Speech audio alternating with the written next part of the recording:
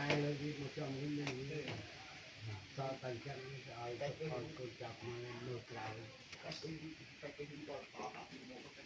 những là thay dương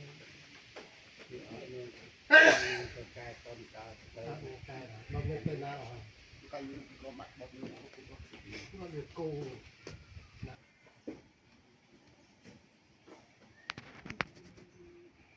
cho kia cao mới để cái nào nữa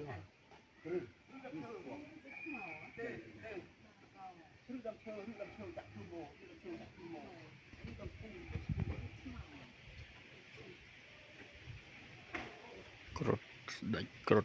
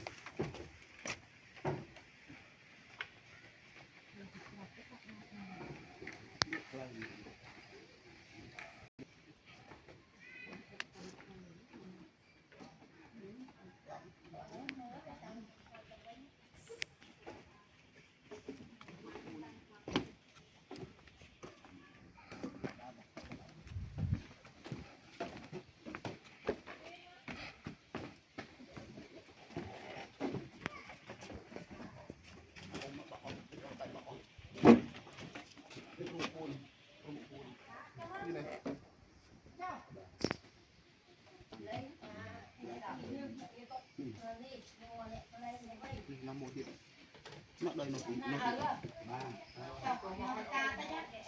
nó đây một khung rồi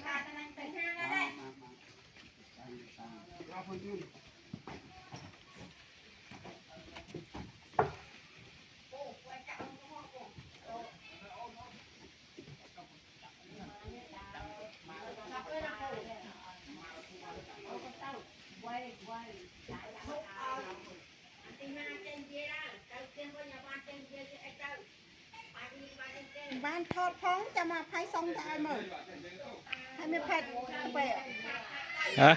về Vậy ơi, đánh một rồi mày cho mà chọc về mơ không ô tô miền tầng ọt à? bắt nó cắt cái tử